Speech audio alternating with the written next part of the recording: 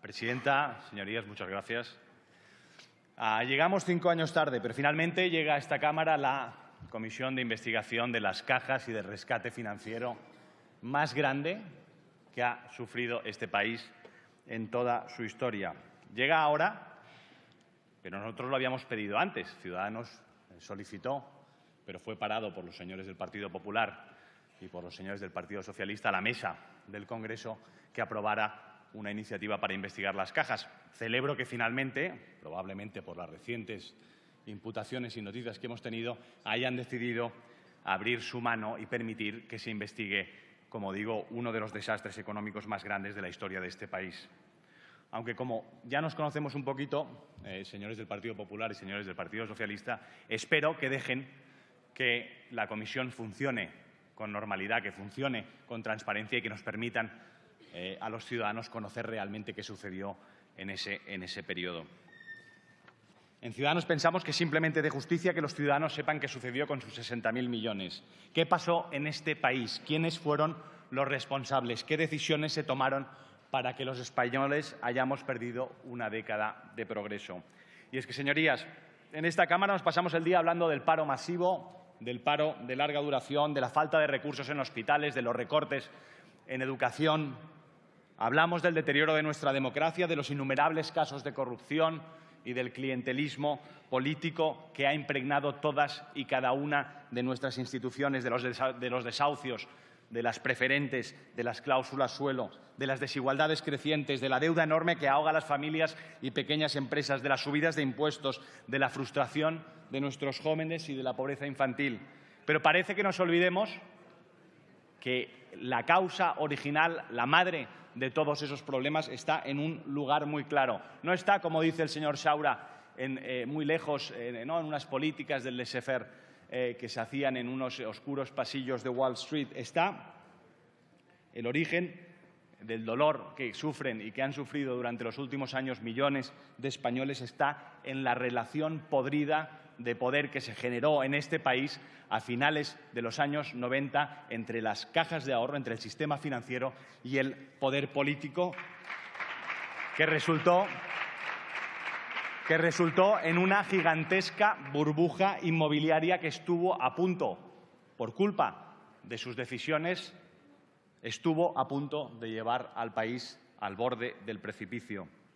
Señor Saura, señor Rojas, que creo que intervendrá ahora, ¿cómo no vamos a investigar lo que pasó durante todos esos años? Si queremos ser una nación adulta y queremos ser una nación avanzada, hagamos como hacen todas las naciones adultas cuando tienen un rescate. Investiguemos, hablemos desde la Cámara, busquemos, respondamos a las preguntas que merecen conocer los ciudadanos. Yo diría que hay 2 palabras clave para entender lo que sucedió en esos años en España: la politización y el saqueo.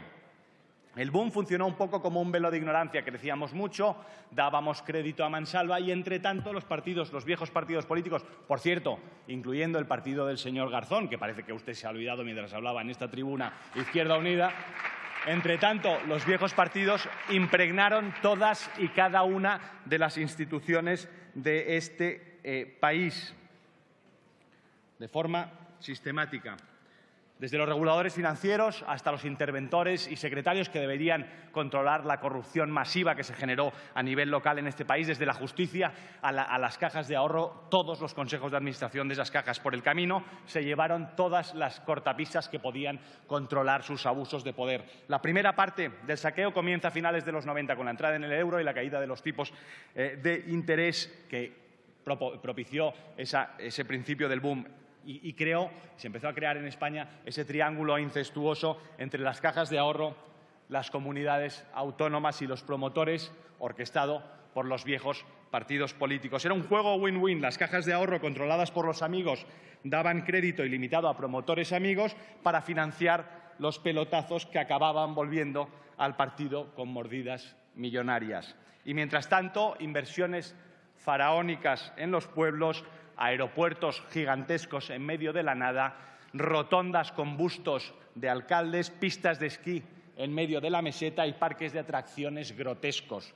Entre el 99 y el 2007, 2 2/3 partes, repito, 2/3 partes de las viviendas que se construyeron en toda la Unión Europea se construyeron en este país. El endeudamiento de las familias llegó al 200% del PIB. La mitad de los balances de las cajas de ahorro estaban dedicados, de las cajas, porque no es igual el de los bancos, de las cajas estaba dedicado a créditos a promotores, la mayoría amigos por descontado, y a cuestiones relacionadas con la construcción. Una locura desde cualquier punto de vista.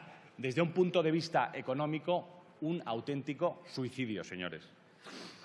Imagino que los ciudadanos a lo largo de los últimos años se habrán preguntado, pero si todo esto era tan demencial, si el saqueo era tan desproporcionado, ¿dónde estaban los políticos? ¿Dónde estaban los reguladores? ¿Dónde estaba el Banco de España, que era el responsable de parar todo lo que estaba pasando? Zapatero llegó en el 2004 al Gobierno. El FMI, la OCDE, think tanks, reputados economistas ya advertían de que la situación empezaba a ser delirante y que era necesario empezar a pinchar la burbuja. Lo digo porque el señor Saura parece que se ha olvidado.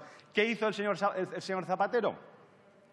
Pues impulsar desde la política económica todavía mayor construcción de viviendas para alimentar un poquito, por si no era suficiente, el boom gigantesco que estábamos creando. Es decir, llegó un bombero, en vez de con una manguera, con un lanzallamas.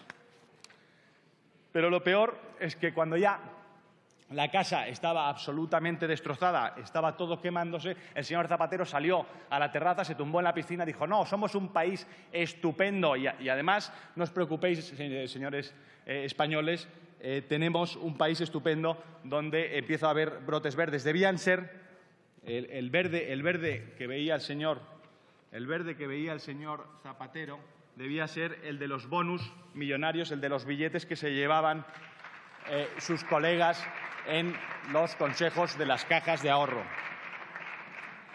¿Por qué el Gobierno no hizo nada? ¿Por qué el Zapatero no hizo nada? ¿Por qué los reguladores no estaban? ¿Por qué el Banco de España no tomó medidas para parar el tremendo marrón que nos iba a caer a todos los españoles? Bueno, esas son algunas de las preguntas que esperamos responder en esta comisión. El segundo capítulo de este saqueo empieza con la simbólica y flamante llegada del señor Rato a Caja Madrid.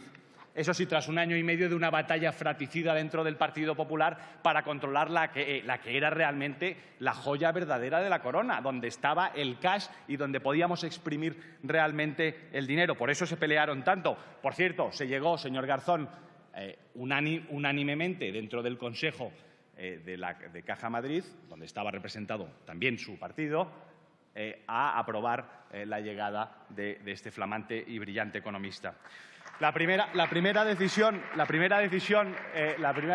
de Caja Madrid fue fusionarse con Bancaja, también presidida por otro brillante y reconocido financiero, el señor José Luis Olivas, expresidente de la Comunidad Valenciana. Pensaron que si unían 2 manzanas podridas iban a crear una manzana estupenda.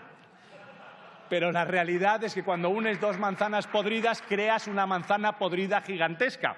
Y dijeron, bueno, ¿y ahora qué hacemos para solucionar este problema?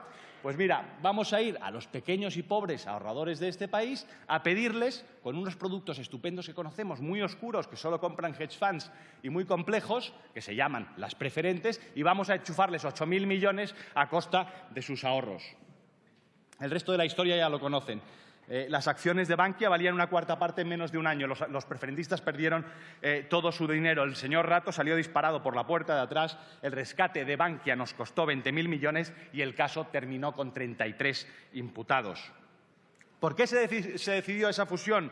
¿Por qué los reguladores seguían sin coger el toro por los cuernos? ¿Por qué seguían negando los políticos el gigantesco problema que teníamos en los balances de nuestras cajas? Esas son preguntas que tendremos que responder en la comisión. Y con esto ya voy terminando. La tercera parte del saqueo sucedió en el verano del 2012, cuando al final ya era tan demencial lo que teníamos que tuvimos que reconocer que necesitábamos un rescate. El señor Guindos, en su rueda de prensa de junio del 2012, dijo que acabábamos de recibir un préstamo. Dijo, un préstamo en condiciones favorables y que no tendría ningún coste para los españoles. Lo cierto es que se trataba de un rescate en toda regla que nos ha acabado costando 60.000 millones. Hasta la fecha, ningún partido ha asumido ninguna responsabilidad política por la nefasta gestión de sus representantes en las cajas de ahorro.